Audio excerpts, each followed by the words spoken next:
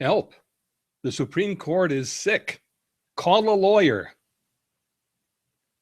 It seems that I may have to state the obvious here, but the United States Supreme Court seems to have been compromised. The Supreme Court, as an institution, may seem to be an impervious citadel of wisdom and integrity, one that strikes awe into the hearts of citizens and preserves hope in the soul of American life, itself immune to partiality, composed of learned individuals dedicated to the integrity of the system of law, ruling fairly for the highest good of the greatest number.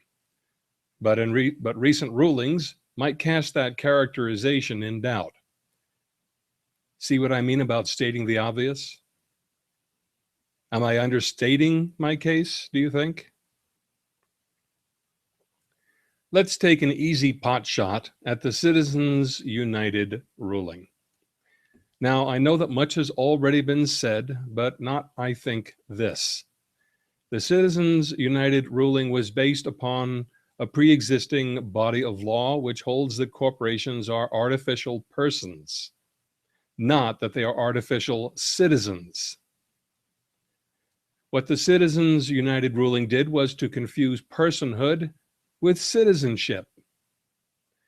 Yes, a corporation may operate as an artificial person, owning assets, subject to claims of liability, borrowing money, and so forth. But nothing about those functions amounts to citizenship. Citizens, apart from being productive, make certain commitments and are expected to take on certain civil responsibilities. Responsibilities that corporations hire lawyers to evade. Indeed, what the ruling did was confer citizenship to artificial person corporations without the candidates for citizenship fulfilling any of the responsibilities faced by living persons who wish to become citizens. Is a corporation subject to military draft? Can a corporation be called for jury duty? Does a corporation owe allegiance to its host nation? Can a corporation commit treason? Indeed, history shows that a corporation may commit treason and not be held accountable for it. If a corporation commits a felony, does the corporation go to jail? See, there are serious problems with the notion of corporations being citizens. Citizens have voting rights. Persons who are not citizens do not have voting rights. Corporations do not have voting rights. Corporations are not citizens. They are aliens, aliens invading all parts of the earth intent on taking over, artificial, unnaturalized. It's like the invasion of the body snatchers. Corporate environments are very often unhealthy for humans. In general, those who inhabit corporations are the last people who should be in control. Why then are they given the right of protected free speech, meaning the right to financially interfere with elections as if distribution of money is free speech when only speech is free speech? It's a muddle-headed mess that the Supreme Court has given us. What the corporations are persons ruling did was either 1, raise corporations to the level of human personhood, or 2, reduce human persons to the level of mini or micro corporations. That ruling dehumanized human citizens. By so doing, it struck at the soul of American society.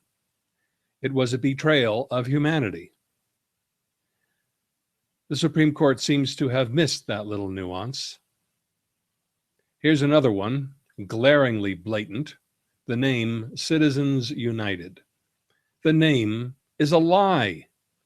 It should have been called Corporations United.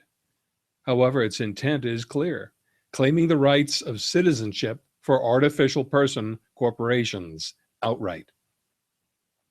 That the court somehow managed to miss this subterfuge and failed to discern the nefarious intention behind it suggests that, for all its learnedness, the majority of the court, that is, those who ruled in favor of Citizens United, may be senile. Or worse, it may be that the Supreme Court is not the lofty citadel of high ideals we might have thought it is, but that members of the court are either one, pawns of moneyed interests, co-opted somehow, two, infected by the unhealthy form of deviant capitalism dominating the world scene these days, and they don't know it. Three, duped by the idea that the proper business of the United States government is to promote the interests of business, wealth, and property. 1 and 2 are plausible. 3 is interesting. It suggests that the court doesn't have the mental capacity to weigh multiple considerations fairly because it has been compromised by the official religion of this age, capitalism, and not even healthy capitalism, which is healthy because tempered by morality, unhealthy capitalism, deviant capitalism. Perhaps the Supreme Court has been compromised by the sick spirit of unhealthy capitalism, which few people recognize is distinct from healthy capitalism. And they don't know it. They may think they are protecting the health of the American way of life, the American, dream? But they are infected with the unhealthy capitalism virus. The Citizens United ruling did not just open our political process to control by the unhealthy capitalism virus, it infected the spirit of the American people with despair and mistrust.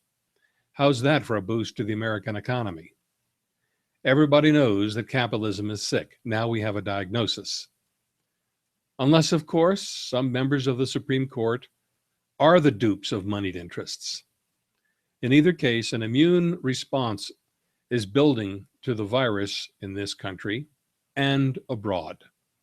The Supreme Court would do well to recover from the virus before the immune response begins full on.